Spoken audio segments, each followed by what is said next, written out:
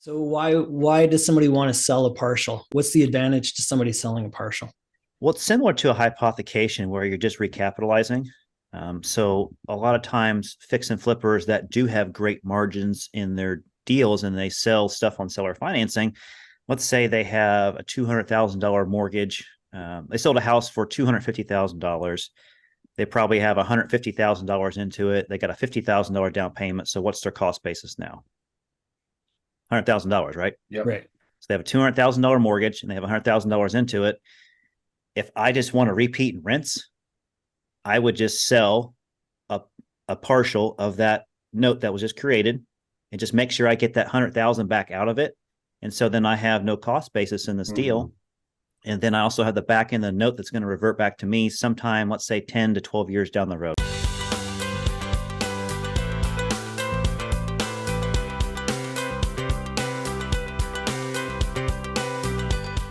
Hey everybody, good afternoon. I'm Dave Putz from JKP Holdings. Alongside me, as always, Mr. Nathan Turner. How are you? Good day. Good day. Very good. Yeah. Very good.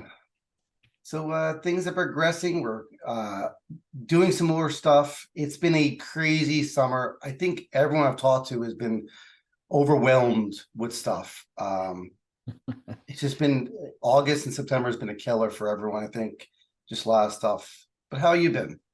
Every year, we get into summer and then it's juggling family vacations and work and just trying to keep up on everything, travel, all this, that. But no, you know what? It's all good. It's all part of life. Yeah, and the kids are getting older and stuff like that. And in nude space, we're always transitioning, right? And that's one thing I think a lot of people, and for us, been around since 2010 and whatnot, it's hard for us to adjust too, because what we did for years, we have to adjust. It doesn't work anymore. Yeah, we have to be more creative and whatnot. Yeah, not in the same way. Not in the same way. Yes. It's interesting. So last week I was at the IMN conference in Dana Point, and it's an NPL conference, and it's really interesting. You go to a non-performing loan conference, and it's in a way you kind of get the feeling like, is this still relevant? Like, is it worth doing a whole conference just about non-performing notes? In some ways, yes. In some ways, no. It's the same. There's still a lot of opportunity there, but it's not the same opportunity it was even 5 years ago. And so you just, like you say, we got to learn and adjust and figure out what else we can do. And on the flip side, we've put a focus on the last 9 months now. We've been doing these webinars for over 2 years, and we put a real emphasis on the seller finance originators doing it correctly, but also thinking about different ways they can do things better to increase their returns. Yeah.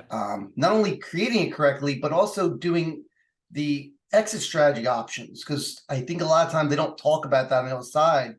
And the non-performing world is going to be really interesting, because if we do have a bubble, most of the people who've originated notes in the last 2-3 years haven't seen what we saw for 10 years. No, exactly.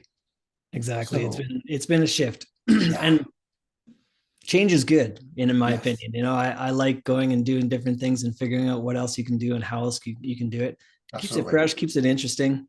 And so it's been good. It's been fun to try to figure out different ways that we can do notes, because there are so many different ways that you can do this business. So we're just pivoting to something else for now. Absolutely. I think for most people, we get what they're trying to do, and we just want to help them, right? Yeah. If we can help them make a win-win situation, if it's through borrowing money on their notes through hypothecation, which we've done webinars, if it's also doing these ideas of doing these wrap notes and doing them correctly, so that if you don't get caught by the courts and whatnot, learning how to do servicing, learning how to do a payment structure. We've done due diligence calls. We've done a lot of different calls. And one of the most fascinating things that is chat about is the fact that the old school numbers are the key to our entire space. Right. It all goes back to math. Yeah. And I think this week, I've said to half a dozen people, I wish they taught the financial calculator in high school. Like, this is the calculator we should be learning, not the scientific, in my opinion. Yeah. So I You're was even absolutely saying right. to my family, like, I'm going to volunteer. It won't be this year. It's too late, Yeah. but next year I'm going to volunteer to go and teach to have a clear career and life management class. So I want to go and volunteer to teach at least one class. I would do a whole week on the financial calculator, show them how it's Yeah. done, and just Yeah. this is how you can make this work. And this is something you're going to use for the rest of your life. Absolutely. If you are interested, I do have a course on advanced calculator, but we also have a bigger breakout in our advanced class that we'll be restarting up in a few months. If you're interested in that, let us know. But what we've also learned the fact that in numbers, right, we have our PV, our financial calculation, our present value, our term, our interest, all those numbers come into play when we buy and sell a note. Yeah. Caveat is that you can manipulate those numbers. And what most people don't realize is that on the buy side and sell side, you can manipulate those numbers very easily for those who are not sophisticated enough to understand. Yeah. And in the world where we're talking today is this idea of you can sell a part of a string of payments and get a return in your IRA or any money, or even get started, is fascinating. Yeah. It just Probably well, I was going to say the only thing more interesting than the fact that you can trade notes is that you can trade part of a note. And like, what? yes, It's mind blowing that there are so many different ways you can do this business. and I think people, when they realize what we mean by that, is like, listen, guys, just understand that when you're doing this stuff, you are literally able to do anything you want on a note as long as the numbers work out for you and the buyer. Mhm. But just be really careful when you do this, because when you do this and you run the numbers, you have to understand what the numbers mean. There are some really cool tricks of trade that we've talked about in the past, that you can, unless you look at each individual number, you can manipulate numbers by excluding one, right? If Right. we do the 50-50 where you're selling half the payments for half the UPB, and people say, well, that makes sense. And you realize it equals to a 16% return on average. Whoa. And if you do quarter by quarter, you're looking at 32s and stuff like that. You have to understand it. And with note investing, there's an advanced strategy with notes, right? And partials, which is fascinating because when the notes come out, you want to buy 12 months, 60 months, whatever, 10 months of payment, or if you want to sell it. So for sellers, this idea of having a partial is really key, because maybe you don't want to pull out all your money. You don't want to get rid of the whole note. Maybe you just want to get part of it and get some capital back in your pocket and start going again. Yeah. Yeah. So, and you know what, it's such a fascinating topic, and I'm glad we're getting into it today. Yeah. In fact, this week, my wife and I were going through the agenda and the sponsorships and everything for DME coming up next June. We're still several months out, but we've actually included in there something about partials. We want to dive deeper into that, hypothecation, and some of these more advanced strategies that maybe we don't talk about as often. So expect to hear more about this, because we'll cover it today. We've covered it before. This is not the end of this topic. Yeah, this will go on forever, which is awesome. So before we let our guest of honor on here, feel free to put all the chats. We're live on LinkedIn, Facebook, Twitter, or X, whatever it is, and this will be recorded and put to YouTube. So make sure you take a look at that, or a podcast. One of the other things I want to say is that this is the first time we've actually had a guest on twice, which is fascinating to me. I'm like, holy goodness. This space is extremely small. We all know each other, but it is absolute pleasure to bring Justin on here. Justin, I've known for a long time. He's been a quiet guy in a space, but he's a wealth of knowledge. Be sure, as we get Justin on here, if you get on a phone call with Justin, he will speak exactly your level. But if you need to go and learn, he's absolutely a great guy to speak to as well. Justin, welcome, man. How you been? Thank you very much. I've been doing great. It's been a great summer, and I was listening to you guys talk back and forth. And yeah, summers, when you have family and you have kids, right? It's just a whole different dynamic in the summer. You don't really get any time off. Yeah. So yeah, it's just tough. Yeah. So we always start with our basic questions. So Justin, how did you get introduced to real estate, note investing, Yeah. and how did it all begin? Yeah, this is the most famous question when you get asked this. Anybody How you did meet you off the start? street, how in the heck, why do you do what you do, and Yeah. all that stuff. Yeah. So I was just like anybody else, I was fascinated with HGTV, and I really wanted to be hands-on with taking a house, fixing it up a little bit, True. reselling it, making some money. And I thought that could work for me. So I took some seminar classes and I started just doing this full time. I fired my W-2 job and flipped some houses, took them down to the studs, had some rentals, did some wholesaling deals, and had some rentals because of it as well. And I fell flat on my face a couple of times, lost a bunch of money. It's like, this, what am I doing wrong? This isn't working for me. And then I just kind of fell into investing in notes with my future mentor. I went through a program called Note School, and they kind of just turned the light bulb on for me really quickly and realized, like you guys, you love spreadsheets just like I do. And I can look at a tape and I can analyze it pretty quickly and figure out what I want to make on a deal. And I can learn a lot about the risk pretty quickly without going into too much due diligence. And that's what I like to do. I don't want to have to depend on contractors and having contractor turnover and opening up a wall and finding out there's another code violation I have to fix. I mean, the list goes on and on. I don't know why people flip houses, to be honest with you. I don't know. Yes. But I did it. I tried it. I failed at it. God bless anyone that's figured it out and can make a lot of money with it. I just don't, I couldn't do it. So this is where I landed, and I am much better off where I am today. I'm with you, man. That's awesome. Landlording became a nightmare for me as well. Yeah. The whole idea of what we're due is, as me and Nathan always say, we're lazy investors. We we sit behind a chair and we crunch numbers, right? We're a bank. Yeah. And banks work not in properties. I was at a little REIA last night and they couldn't get the grasp that we're all about numbers. It's all we are. It's a numbers game, making decisions. Does the borrow, can they reperform? If they can't, what can we do about it? Right? It's numbers. So it's oddly enough somewhat complicated to get started with notes because of the fact that the numbers aren't taught in school, like Nathan said earlier, right? Yeah. So tell us a little bit about your first understanding of these 5 big numbers, right? The financial calculator, and what does it mean to you now? How do you use them? Well, I loved how Nathan talked about teaching this to his local schools and stuff, because I actually thought about doing that too. But if you get to that first, I'm going to send my kids out to Canada to where you're teaching that so they can learn that stuff from you, Nathan, because that'd be great for them to sit down for a week, because I've tried to do it and they don't want to listen to dad at all. I got a 10 and 12-year-old girl, and they're too busy with other things going on in their life than to learn about making money or being financial savvy.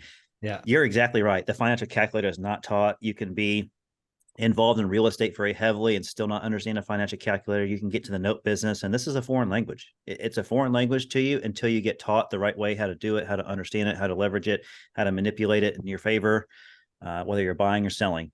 Yeah. And it's a beautiful thing. But once you learn, as long as you got, the 3 variables, you can solve for the 4th. And that's just the key to what I learned. So I always solve for term. I never put the term in there just because the term is always inaccurate from the beginning to end. You guys know the drill when borrowers make payments early, late, or on time. Yeah. It screws up the AM schedule. Yeah, absolutely. And it's a fascinating thing. And it really, I think I learned it, like my first lesson on it was like in a conference that I was at for an hour, maybe 2. And then after that, it's just practice. And then you get all kinds of crazy and you start making a spreadsheet like Dave, and you take it to like some kind of level of complications. What's the old term, analysis paralysis? That was me at first. I was just like, absolutely. Oh my God, like there's so much I can do with the spreadsheet now. And then I just had to simplify it. I said, nope, I cannot go down that path. I got to just be sure about what I'm doing and understand, a lot of people try to run numbers in their head and they can get, within the ballpark of what they're doing, but you can't really get accuracy until you run a calculator. Right. And I always run a calculator, even if I know the simple answer to it, just because I like to deal in pennies, up to the penny. I'm becoming more of an accounting centric mind right now. Sure. Because I've been drilled by my accountant and by, our fractional CFO that helps us out. about running the numbers and understanding the reports and stuff. So I've continued to strive to be more diligent. So I'm always going to run it to like, you know, the 100,000th decimal on some of this stuff, just so that I have some accuracy with it. Because I honestly, I want to know what I'm making. I want to know what I have into it. So. And then there's times too where I think it's a simple answer and I'm pretty sure I know what the answer is, and then I'll run it in the calculator and then I'm off. And I go, oh, I'm glad I ran the calculator. I forgot about that. Yeah.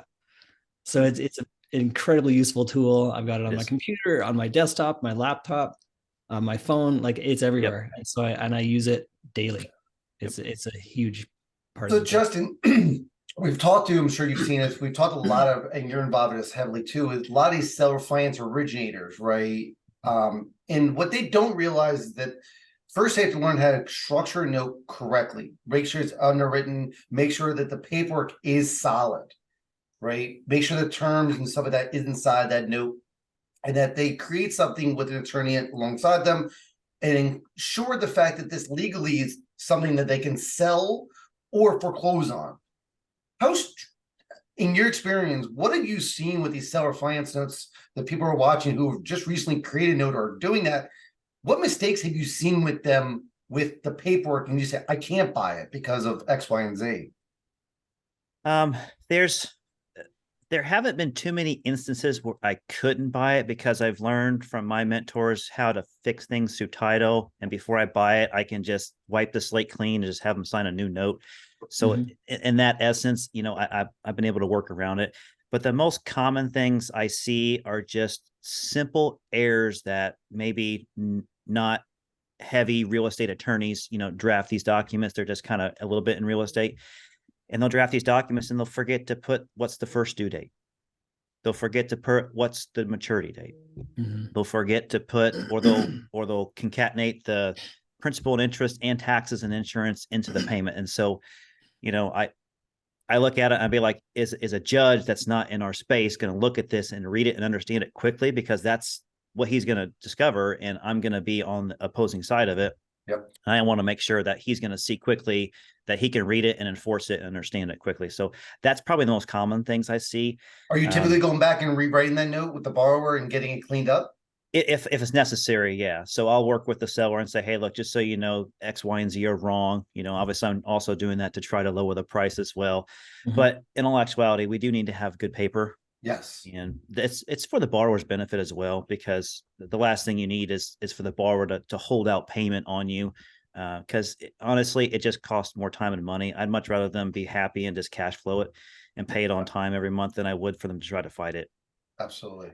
Yeah. So what we're talking about today has been something that people get confused on often. Could you break down in simple terms, what is a no partial for those who either want to sell it? Yeah. Why would they sell it? What's the advantage, advantage of selling it? And for a buyer, what's the advantage of a buyer who wants, you may only buy a partial for $5,000. Why would you do that? And what's the keys to it? Those are all excellent questions. And to answer the first part of your question, kind of what is a partial? And I'm a very literal person. So my business partner and I, we always, go back and forth because he's really loose with the terms that he says, and I'm very accurate and literal with them. So I'm always like, no, that's not what you said. And he's like, no, that's what I said. So when you talk about a partial, it's not a fraction of a note. It's not fractionalization. It's literally, if you take an entire AM schedule, 30 years, and like you said before, we'll just cut it in half, 180 payments, and I want to buy those 180 payments. Well, that's what you're looking at. You're buying mostly interest and very little principal on the beginning part of that note. So you're just buying a part of the entitlement, I guess is a better way to put it. So that's what I say a partial is. Sometimes people think of a partial like, oh, it's $1,000 payment and I'll get $750 of it. That's not a partial payment. That's a fractionalization. And that's not what we do. That'd be a security. So let's clarify that. I mean, if you do a $1,000 payment, you do 500, that's fractional, where a partial is more a number of payments. Yeah. Period of time. Out of the full term. Yeah. Think of the entire entitlement, and I'm just buying a part of that entitlement, and we'll call that the partial. Because you're getting the entire $1,000. If the payment's $1,000 a month, I'm still getting it for 15 years. Just on 15-year, 1 month, it goes to the other. It goes back, reverts back to the other person, and they get that $1,000 going forward. So why does somebody want to sell a partial? What's the advantage to somebody selling a partial? Well, it's similar to a hypothecation where you're just recapitalizing. So a lot of times fix and flippers that do have great margins in their deals and they sell stuff on seller financing. Let's say they have a $200,000 mortgage. They sold a house for $250,000. They probably have $150,000 into it. They got a $50,000 down payment. So what's their cost basis now? $100,000, right? Yep. Right. So they have a $200,000 mortgage and they have $100,000 into it. If I just want to repeat and rinse, I would just sell a partial of that note that was just created and just make sure I get that 100,000 back out of it. And so then I have no cost basis in this deal. And then I also have the back end of the note that's going to revert back to me sometime, let's say 10 to 12 years down the road. But we all know it's probably going to pay off earlier than that. So we'll get a big boom before that. So these guys can just take that money and just go reload and do the next project and just keep on building up those little tails, as we call them. Yeah. In the future, you just get a big burst of income, which is so. What's nice. your experience? So this is something I ran into recently. What's your experience with people who say, "Well, I just want to sell." Like, the idea of a partial is troublesome to them because they don't want to take it back after a couple of years. They just want to be done with it. How do you get around that? What's your experience with that? I'll buy another partial. There you go. True. So most people don't realize that if I buy 5 years of a partial, right, and there's 10 years left, I can buy the second 5 years after it's done. Yeah. And oddly enough, sometimes you make more money that way.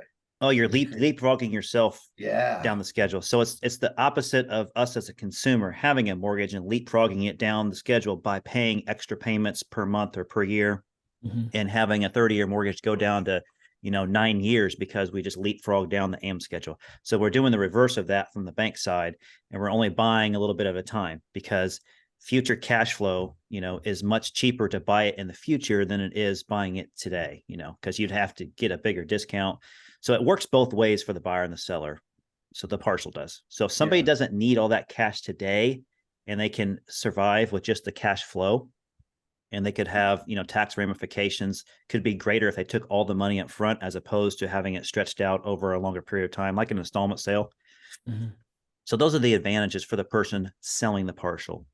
The best way I feel to do partials is really in your retirement account, because then again, if you're using cash, you just you have that cash, future cash out there, that profit.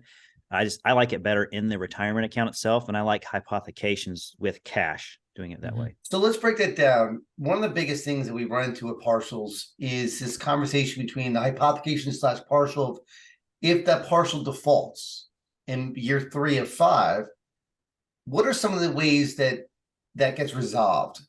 Or maybe it doesn't get resolved. Maybe the buyer of that partial has to foreclose on it. What are some of the ways you've seen both in the seller and the buyer side of when something in a partial goes bad? Well, it all comes down on how I document the partial sale. So if I have a loan and I want to sell one of you guys a partial of it, I'm going to make sure that I stay in control of the deal. And I'm going to say, if things start going wrong, I'm either going to buy it back from you, or I'm just going to handle the foreclosure and we're just going to ride this ship together. If I am buying the partial, again, I want to be in control of the deal because I'm typically the note professional and the other person is usually, a novice note investor. Sure. And so I'll help guide us down the best way to get the most return. So it's all on the paperwork. What are some of the options you've seen? Have you seen the fact of the buyer typically doing the foreclosure, or are you doing things like a buyback or some kind of different strategy of getting involved in fixing it? What are some of the options that note sellers who are out there or note buyers could possibly see? All the above. It's the beautiful thing about our business is that the documentation is making the rules, and as long as everyone understands the rules and they accept them, we can have whatever language we want in there, as long as it's, a legally binding document. So it's really up to you. The most common thing that I've been taught by Eddie Speed is, he already has documentation that he's been figuring out for years. So he's helped me and his students with figuring out the best ways to be, as a buyer of a partial versus being a seller of the partial. And they're two completely different agreements, to where, like I said, it's about control. Like if you're the note professional and you're the one that has the most knowledge, you just want to make sure you're in control of that deal, whether you're on the back end of it or the front end of it as the buyer. Yeah. So you said front end and back end. What is defined front and back? Is it a time period? Is it just defined by the contract? What's a front end and what's a back end? So loosely, we're going by the amortization schedule. And if you just have two people involved in a partial, what I just said, the front and the back end, I was talking about whoever is getting the next set of payments is the front end investor, and whoever gets the future payments is the back end investor, or the tail, as we also call it. Yep. Some of the servicers that service these partials, they call it something different. For example, FCI is one of them that we use for partials, and they'll say the primary investor is the investor at the back end, but the partial investor is the one at the front end. So they'll have different, or secondary investor is the one on the front end, which is kind of unlogical for how you would think, but that's just how they do it. So gotcha. It makes sense. I guess the original note holder versus the partial note holder. Yeah, it's true. Yeah, technically the secondary person came in and bought it after the fact.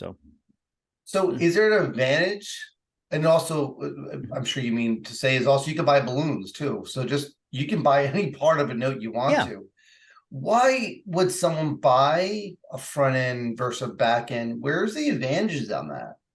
So the reason why I would buy a front end of a partial is because typically it's going to be significantly less risk for me, because I'm only invested in a fraction of, well, I won't use the word fraction, a part of that entire value of that property. So if that property we were just talking about for $250,000 and I had $100,000 into it, I'm very well protected, right? So if that property needs to be turned over, it's going to be worth well more than $100K. As the front end investor, I'm the first money in, first money out too. So it's a lot lower risk, and potentially it's going to be a little bit higher yield as opposed to buying the entire note, because the discount isn't as great on the partial to the person selling it as it is when they sell the entire paper. So you're just thinking about future payment streams. And the more the payment streams you buy in the future, obviously the larger the discount is, and the fewer payments you buy, the less that discount looks as well. So let's break that down a little bit, right? So if I'm going to buy, there's 15 years left of payments, but I want to buy year 5 through year 10. I obviously am paying more of a discount because it's future money, right? What happens if that note pays off in year 3 before it even gets to me? Well, I probably wouldn't be buying the partial that way. I would only want to buy it when the next payment due is the one I'm going to receive, because I don't want my money tied up, obviously until the future. I guess you can do that. I never tried to do that, but that would be probably my counterattack to what you just said. So you're saying is that I agree to pay 5 through 10, but when it gets to year 5, then I'll make payment. Is that more accurate? If you wanted to do that, like I said, I don't know, unless I'm not understanding what you're saying. I wouldn't do that. I would be buying year 1 through 10 up front. And then in the future, if I only bought like year 1 through 5, and I'd be like, okay, on year 4, hey, look, like you mentioned before, Nathan, this is how we would just keep buying more of a partial so they could get. And we've offered that deal up front. Like, here's optional payments, right? I can buy the third of it today, a third of it in 7 years from now, and then a third of it, 12 years from now. I'll just keep buying it down for you. So I'll give you more than you want for it, right? Because I'm buying it in thirds, but I'm also separating, every 7 years, I'm buying another chunk. So when you run the financial calculator, you realize, wow, I can pay more for it. And I'm actually making more money because I'm only buying 7 years of payments at a time, as opposed to buying 21 years of payments. So for those who are not familiar with, can you explain the different schedules? There's 3 schedules in a partial. What's the 3 schedules that are most common, the A, B, and C? Yeah, so you always have the borrower's amortization is what they go by, right? That's how they bought the note. That's how they got the note created and they signed on it. So that's one amortization. We'll just call that A. The second amortization would be us as discounted note buyers buying the entire note at a discount. So we would obviously, let's say that $200,000 mortgage we bought for $150,000. So we have a new amortization based on $150,000 to zero. All right, the same amount of years, same amount of terms, same amount of months. It's just we're stretched longer. So then there's more principal being paid down quicker, as opposed to the borrower's amortization where the principal is paid down a lot slower. So now we have the third, or the C, amortization, which will be selling a partial of it. So again, you're just taking whatever the balance that you're paying at, and you're just going to amortize it down to zero on however many months you are in the deal, because we're assuming most loans are just going by month as opposed to quarter or annual payments. So as a seller of a partial, what do you prefer? Do you prefer to sell the front, the back? What do you typically prefer? Well, I'm going to sell the front of it and keep the back. My retirement account is built for it. And I would think most people that do this would agree the retirement account is really the best play for the partial, because you can't touch that money anyways. And if you're not going to retire for 10 to 15 years, what better time now than to start when, you're 50, 55 years old, and just start selling off notes that are in your retirement account for, selling off 10-year partials. Yeah. Amazing. So for a new investor or a new originator, it sounds like this is an easy way to buy and sell notes, right? Get some of the money, you can hold the note for long term, and you're not really letting go of the note as a note seller. Correct. You're still kind of managing it, that if it goes bad, you jump back in there and kind of fix things up if you need to. And a note buyer, you're kind of hands off. It's a performing note, but basically a seasoned investor kind of backing you up and walking through. If something happens, they jump back in there and kind of solve the day, save the day kind of thought process. It's when I was doing a lot of flipping notes and brokering notes a few years back, that's typically how I would educate somebody new to the business to get into it, is to buy a partial, because I'm like, your risk is significantly lower. Yes, you're not going to make as much yield as you would want to buy the full loan, but your risk is really low, and it's your stepping stone. And guess what? I'm tethered to you now, or Dave or Nathan is tethered to you now, to where you have someone experienced that has skin in the game with you. And that's the best way to learn, is to be with somebody that has skin in the game, that knows what they're doing. You can learn a lot. I wish we all could have had somebody like that, when we first started. Well, I'll speak for myself. I didn't have anybody that was buying selling me the partial at the beginning, but I also had specialized note training. But if I didn't, I would definitely want to have somebody there with me that had skin in the game. So then what are some of the pitfalls? Like, what are some of the risks involved with partials? Well, as a note professional selling it to somebody, I've got to stay on top of managing it if things go wrong, and be there to help the person on the other side of the transaction if something goes bad. It'll be a teaching moment for them, and be on top of it. So it's great to run partials on the calculator, and the numbers look great. And conceptually, once you get past the foreign language of this, it's pretty easy to do. The second battle is finding somebody to buy that partial, or finding somebody to sell that partial to you. And, so there's a whole nother game to that. So it isn't something that you can just flourish and do 100% of the time. It's just something that when it fits, you should do it. Yeah. And that's what we learn in this note business, is like, there's no one tool we use every time. We know 28 tools, and we just figure out which tool we need to use for that job. Yeah. With that investor. What can you expect as a note buyer that are probably pretty new? What kind of expectation is partial selling at? It depends on the time of the decade, right? So when I first got into this business pretty heavily, it was about 2016, and the note partial for a first-time investor, the going partial rate was typically around like the 6 to 7% yield. As interest rates got lower, we noticed that people were able to buy partials and stuff at around 5%, if you can believe that. Wow. And then now typically I'm seeing that probably like the 7 to 8% range is kind of common right now. So for the first time investor that doesn't have a lot of experience, that doesn't know what they're doing, that's typically what they're going to pay for a partial, because they're just looking for that steady Eddie passive income. More seasoned person, more advanced person is going to be looking for a bigger appetite there, because they're more active in the business, and this is their full-time job, like myself and you guys. So we'd be looking for a different return, obviously. Yeah. That's awesome. So when we talk about notes and note partials, one of the most common questions we have is, what happened with servicing, right? What is that? What happens there? People get kind of flustered, right? Because if they're brand new, they don't understand it, or even a seller is like, hey, listen, I don't want to move. Do no partials typically stay at the same servicer?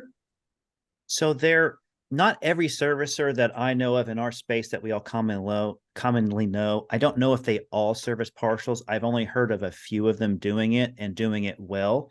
So I just kind of stick to the ones that I know that do it well. And so just for example, because I know FCI does a couple of our partials, they know how to do it. I mean, they get in there and they understand the amortization schedule. They know how many payments that I'm owed, and they know how many payments the other person's going to get on the back end.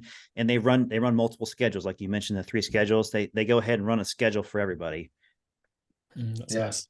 That's good. So we have a question from Joe. Okay. Relative to the standard full note, how much faster or slower is it to sell or buy a partial? So I guess if you're going to sell a note or buy a note, that process, what is it faster or slower to do the same thing with a partial? I think it's a little bit slower to buy and sell a partial because it's even more foreign to somebody as opposed to buying or selling a full note. Is another layer of complexity on it. Sure. So that's what slows it down. It's the explanation and them trusting the fact that when somebody explains something to you for the first time and they want you to buy something, you're just like, whoa, I need more research, right? Mm-hmm. The same thing happens when you're trying to explain a partial to somebody. Sure. They're gonna get rejection hands come up real quick, like, well, I'm not ready for this, even though it may seem too good to be true on the risk and the rate of return. But yeah, so it typically will be just a little bit slower. And it's because of the explanation factor. And then what happens? Have you had a problem with when that note finalizes the term, giving that note back to the buyer, or taking it back from the buyer, or giving it back to the seller? What typically is that process to make sure that that transfers back to the original note holder? Servicer. It comes down to the servicer. That servicer just needs to know exactly what's going on, and then you, as the CEO of your own business, you need to make sure that your vendors are doing what they're supposed to do. So just have some sort of notification on that timed event when it's supposed to happen, or about when it's supposed to happen, so you can make sure everybody understands what to do. Servicers do a great job, but at the end of the day, that's one loan of the 10,000 they have in their facility. So you just got to help make sure stuff happens the right way. The best news you ever get is when your bank account just gets a lot bigger and you don't know why. And you're like, okay, I like that hit, but what just happened? So it's happened before. Those are not clear. It's the same process to buy a partial. There's a purchase and sale agreement. All those things, parts are the same, right? And you want to make sure you run value on the property, because you may be in a spot where it defaults and your agreement says you take care of that foreclosure. So it's not always cut and clear, right? So you make sure you do your O&E, do all your due diligence.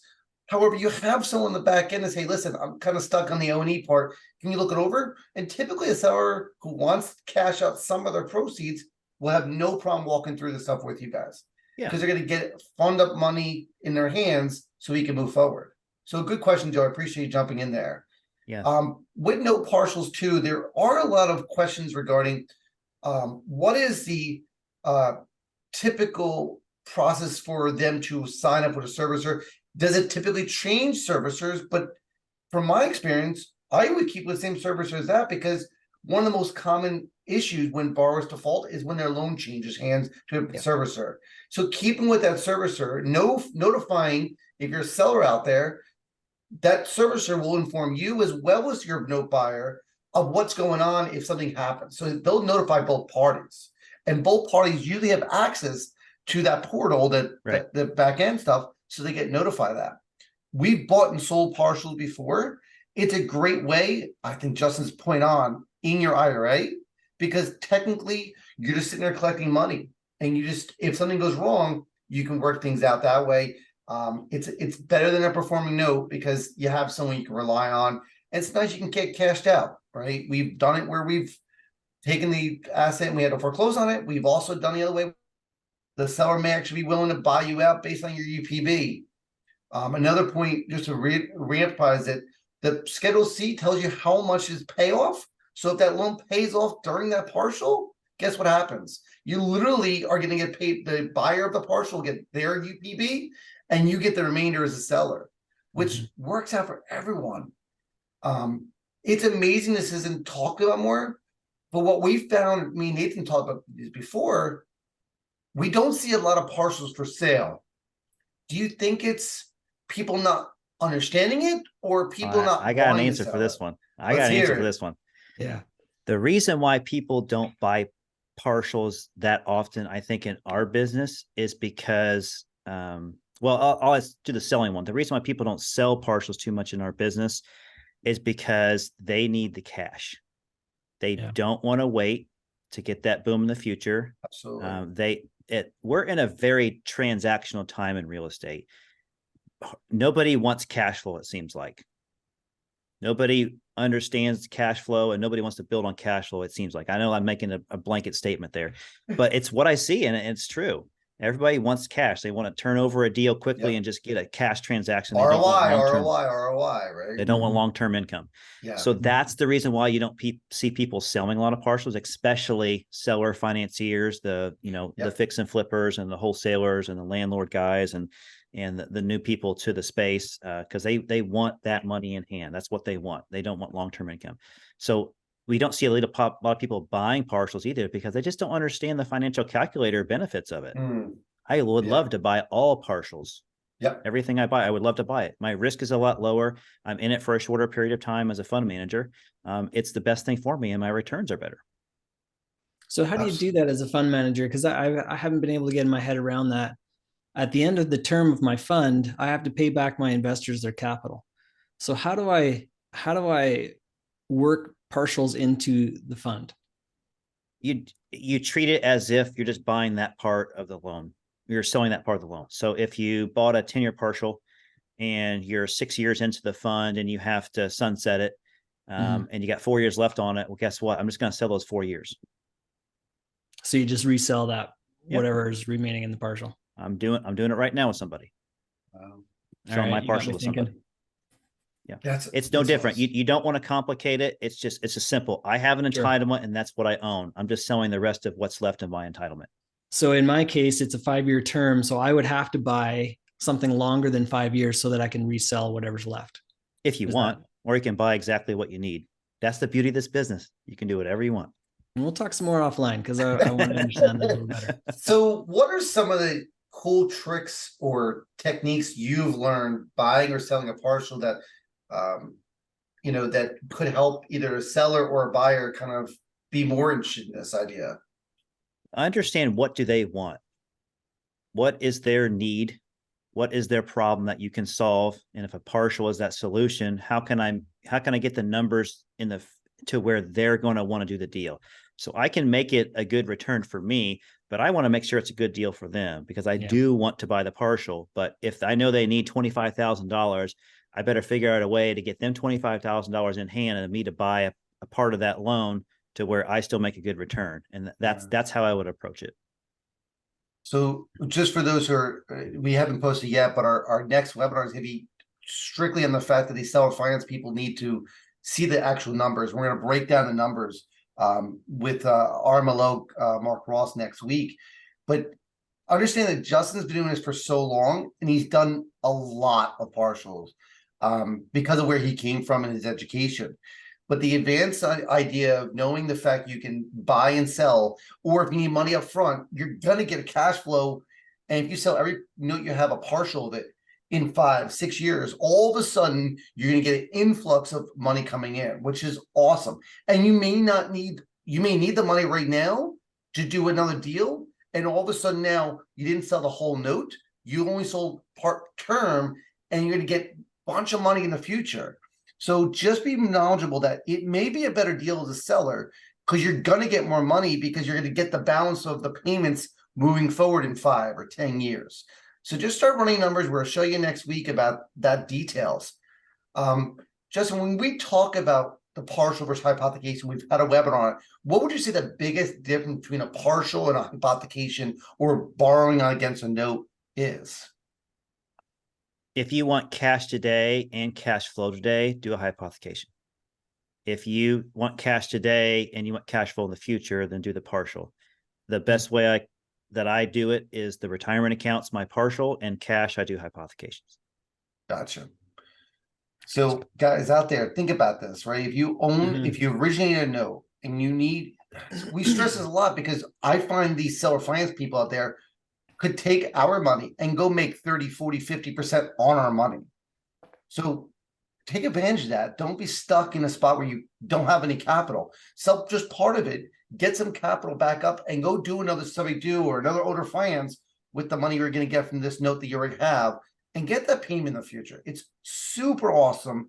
It's just about understanding the math. And there's a lot of courses out there. We've had webinars on it. I do have an advanced class on it. If you're interested, Justin teaches it too. You can reach out to all of us and say, hey, listen, I'm curious about this. But if you understand this calculator, you can take advantage of a lot of position you're already in and get cash out quickly. The biggest two things is understand the math and make sure your documentation is clean, right? You got to make sure that documentation is good and solid and that you're servicing it with a licensed servicer.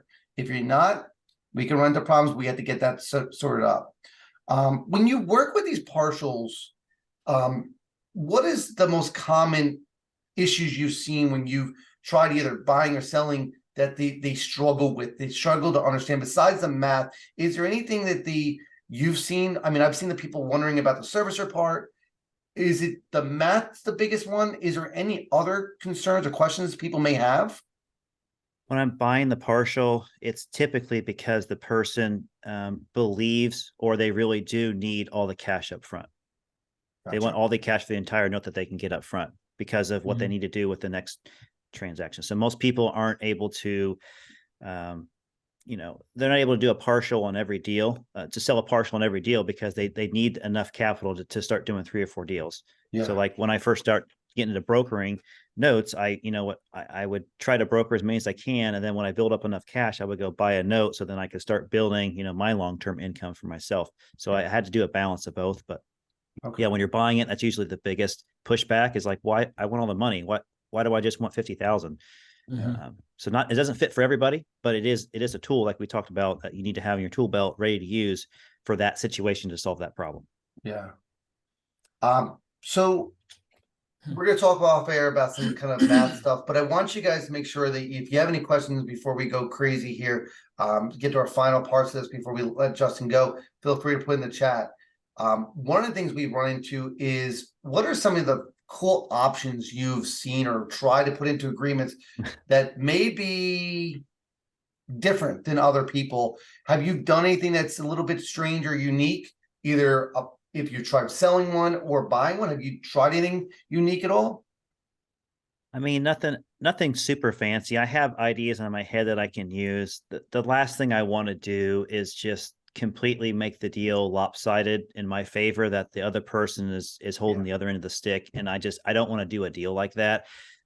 You can do a deal like that because you can design the paper that way, but I just want to make it a good deal for everybody. So like I said before, for me, it's about control. So if I'm on the buying side of the partial or the selling side of the partial, I'm going to make sure the documentation says I'm going to handle the heavy lifting for this, and you're just going to receive the cash flow from it or a big boost of income up front.